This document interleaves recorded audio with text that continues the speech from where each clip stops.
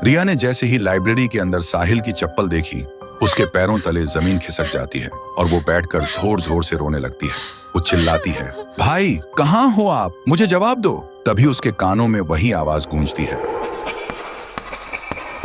वो पीछे घूमती है और देखती है ब्लैक बोर्ड अपने आप लिख रहा होता है, अर्जुन मिस्ड रोल नंबर 13। देखते ही रिया की सांसें रुक जाती हैं और वो समझ जाती है कुछ तो बहुत डरावना है यहाँ। कांपती हुई आवाज में रिया बोलती है, तुम कौन हो और ब्लैक बोर्ड पे जो लिखा है उसका मतलब क्या है? अगर कोई यहाँ है तो मुझे दिखाई दो। तभी एक अजीब सी आवाज गूंजती है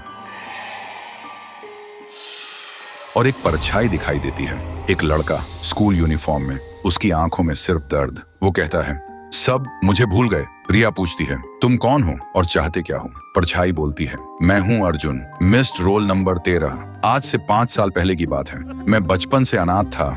मेरे मम्मी पापा मुझे अकेला छोड़कर चले गए थे। एक दिन क्लास के सब बच्चे मुझे कालुआ कालुआ कहकर चिढ़ाने लगे। मैं काला था, इसलिए मैं रोता हुआ लाइब्रेरी की तरफ भागा और जब मैं लाइब्रेरी में घुसने ही वाला था तभी देखा मैडम और एक डॉक्टर किसी अजीब चीज के बारे में बात कर रहे थे और तभी किसी ने मुझे पीछे से जोर से मारा। मेरी आंखों के सामने अंधेरा छा गया। जब मेरी आंखें खुली तो देखा मैं लाइब्रेरी के अंदर टेबल पर पड़ा था। डॉक्टर और मैडम भी वहां थे। मैं चिल्लाने की कोशिश कर रहा था लेकिन न चिल्ला पा रहा था न हिल पा रहा था। तभी मुझे पता चला ये लोग स्कूल के बच्चों को किडनैप करके उनके ऑर्गन्स निकालते हैं और उन्हें बेच देते हैं। फिर उसी दिन मैडम ने प्रिंसिपल के सामने कुछ बहाना बनाकर लाइब्रेरी को हमेशा के लिए बंद करवा दिया। गांव वालों के सामने मुझे मिसिंग बता दिया गया। तब से मेरी रूह इसी लाइब्रेरी में भटक रही है और हर रात 12 बजे घंटी बजाता हूँ,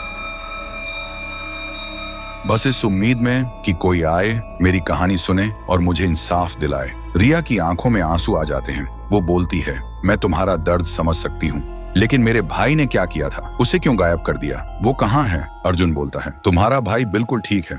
उस दिन जब मैं उसके सामने आया वो डर के मारे बेहोश हो गया था। अब वो तुम्हें लाइब्रेरी के एक कोने में एक सीक्रेट डोर है, उसके पीछे मिल जाएगा और वहीं मैडम के राज की असली फाइल भी है।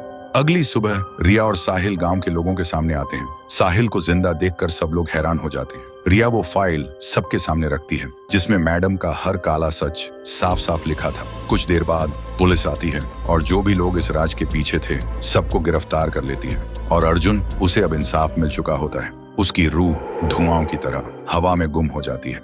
तो दोस्तों, अगर आपको ये कहानी पसंद आई हो और आगे भी ऐसी हॉरर सीरीज चाहिए हो तो कमेंट करो